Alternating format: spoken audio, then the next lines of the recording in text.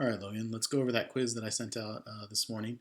I just want to go over the problems, make sure you guys get it. And if there's anything you don't get, that's what you're going to want to emphasize. That's what you're going to want to review again.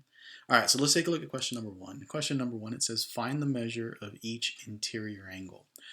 So it wants to know what all these angles are going to be individually. And you'll notice that they all have x, except this guy over here, and this guy's 90, so I'm going to say it's a 90-degree angle. But then in addition to that, we also need to remember that if I took all the angles, they're going to equal something, and that's kind of like the main goal is to figure out what they equal. All you have to do is take a vertex. So I'm going to take I, and I'm just going to draw a triangle from that vertex, and then I'm going to draw another triangle from that vertex, and then I'm going to draw finally a last triangle from that vertex. So you'll notice that I have a total of 1, 2, 3 triangles. So what that tells me is that all of these angles here are going to add up to 3 triangles. Now we know that a single triangle is 180 degrees, and this right here, since it had one, oh, that's ugly, sorry. Since it had one, right, so 1, 2, and 3 triangles, we're going to say 180 times 3. So we're going to multiply 180 times 3. And then when we multiply the 180 times 3, what we end up getting is 540 degrees. Now what that means is that if we take all the angles we have here, it's going to add up to 540. So that's what I'm going to do. I'm going to say, okay, so I got the 90, so we're going to take the 90, and then we're going to add it to angle I. So angle E plus angle I, which is x plus 5. And then I'm going to go ahead and add angle I with angle H as well. So now we're going to have the x plus the 10. So we're essentially adding every single angle, including angle G, which is x plus 5. And then finally x minus 10. So plus x minus 10. Now I just want to double check, make sure I did this right. That's 1, 2, 3, 4, and 5 angles, which is what the shape has. This is a pentagon, by the way.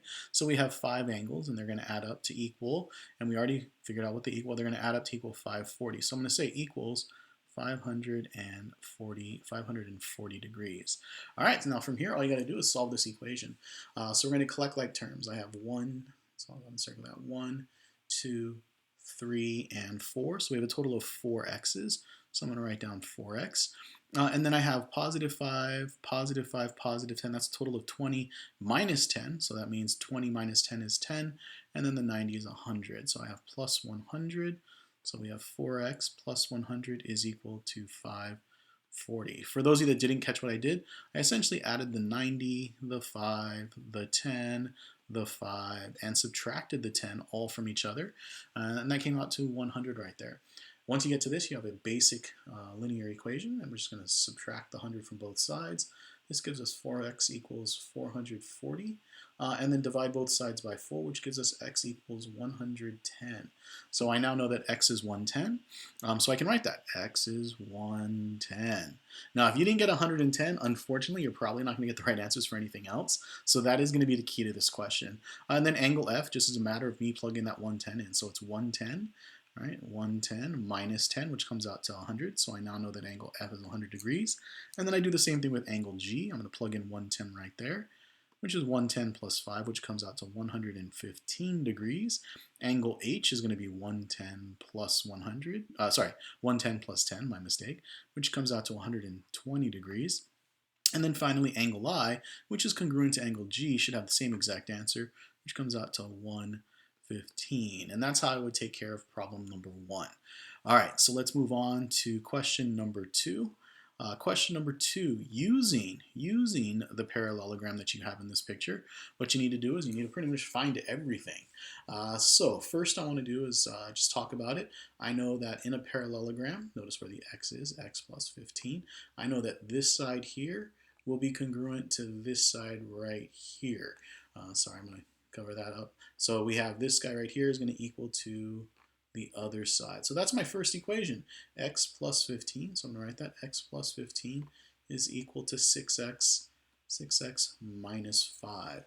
And then we solve this. We subtract the 6x from both sides. This gives us negative 5x plus 15 is equal to negative 5. Subtract the 15 from both sides gives us a negative 5x equals negative 20. Divide both sides by negative 5, and we get x is equal to 4. I'm just going to write that down right there. X is 4. Now the next thing I want to do is I want to solve for y. I notice I have a y right here. And in parallelograms, opposite sides are always congruent to each other. So I know that this side right here is going to be congruent to it as well. So we're going to say 3x, sorry, my mistake, y plus 10. Y plus 10 is equal to 36 minus y. We're going to add y to both sides of the equation. This gives us 2y plus 10 is equal to 36. And then we're going to subtract the 10 from both sides, resulting in 2y equals 26. And then dividing both sides by 2, and we get y is equal to 13. And here's my second result, y is equal to 13. Next, I'll see where w is. And it looks like w is this guy right here. Okay, so w is this guy right here. So 3w minus 2 is how long this is. And what I know about parallelograms is that the diagonals bisect each other. That means this piece of the diagonal must be congruent to this piece of the diagonal. And this gives us our third equation, which is 16 is equal to 3w minus 2. I'm going to solve this by adding 2 to both sides. This gives us 18 is equal to 3w, and dividing both sides by 3, which results in 6 equals w. And I now have my third variable. Now the last step is to go and pretty much find all the other pieces that they're asking for now that I found the variables. AC, so I want to figure out where AC is located. So I look, and AC is this diagonal right here. So this whole thing. Now, just like the last problem, I know that the diagonals bisect each other, so this diagonal piece must be congruent to this diagonal piece. Now, this piece of the diagonal is 20, which means this piece of the diagonal must also be 20. Therefore, A to C has to be 20 and the 20 added together, which gives us a total of 40. Moving on, how long is BC? Well, BC, all we need to know what x is. X is 4, so then we get 6 times 4. So we're just plugging it in. 6 times 4 minus 5, which is 24 minus 5. Or if you wanted to, you could just say 19. Now this makes sense. If you take that 4 and you plug it into this side, you get 4 plus 15, which also comes out to 19, which is what we anticipate because opposite sides of a parallelogram must be congruent. All right. Now for the angles. The angles are a little bit goofy. Take some time to figure out, or some practice, I should say. DCB. So we want this entire angle right here. This is the angle we want. Now what we know about the angles is that opposite angles, so opposite to C is over here, these angles must be congruent to each other. Now since I already know that angle DAB is 30 and 40 together, then I know that DCB must also be the same value. So I know that this angle right here is going to be 70. So if you want to write the 70 in, you can. So I'm going to write 70 degrees.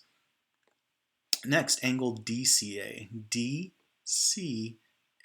So now I want just this angle right here. Now angle DCA uses alternate interior angles. Since we know that this line up here, the y plus 10 line, is parallel to this line down here, what we can do is we can draw the transversal, which is AC, and we know that this angle must be congruent to the angle that's up here that we're looking for. So this angle has to be 40 using the alternate interior angle theorem. So I'm just going to write down 40 degrees. Moving on to angle ADC, ADC, that's this entire angle right here. Now angle ADC, I'm going to go ahead and put 3 marks on this to differentiate from the other guys. Angle ADC, that angle right there, is the same as the one opposite to it. And unfortunately, I don't know anything about the opposite angle to this guy, so I'm going to have to use one of our final theorems. And the final theorem states that these two angles, I'm going to circle this angle here and this angle here, also known as consecutive angles, have to add up to 180. Now since we already know that this is 70, this one right here with that 70 has to add up to 180.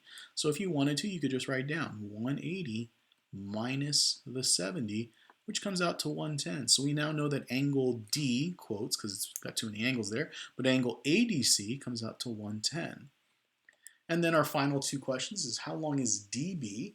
So I'm going to find where D to B is. DB, how long is DB? Now remember, DB is a diagonal, and the diagonals bisect each other. Since we know that this piece of the diagonal is 16, then that means the other part of the diagonal must also be 16. So that's going to be a total of 32. So I'm going to write a 32 in there.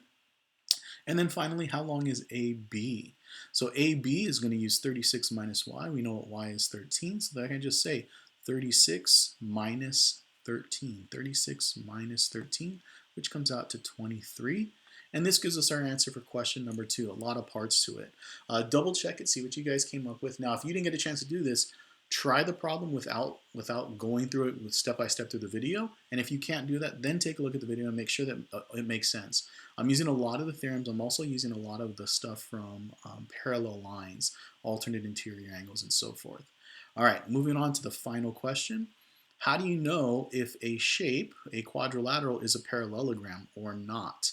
So this one here is a very straightforward type question. You just have to apply the theorem. So you have to look at this one here. So what I notice is it's only talking about angles, and it's got opposite angles, and the opposite angles are congruent. That's the theorem. If both pairs of opposite angles are congruent, then this is a parallelogram. So check, that guy is a parallelogram.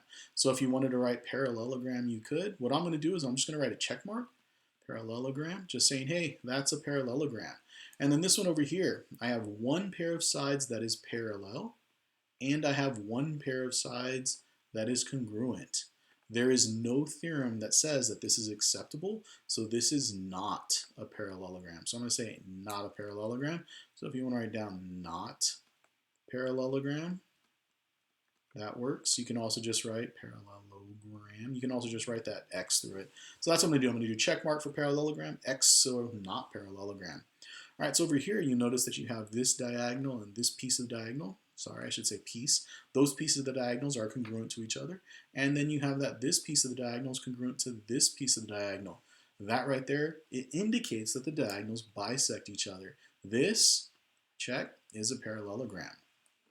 Moving on to the fourth quadrilateral, you'll notice here that the consecutive angles are congruent. There is no theorem that says that consecutive angles are congruent. In fact, it says that the opposite angles must be congruent, and that's not what's happening here. So what I'm going to say is this is not a parallelogram.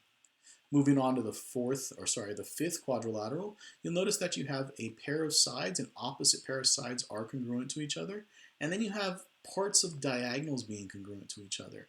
This is not enough information, so we're going to say that this is not a parallelogram.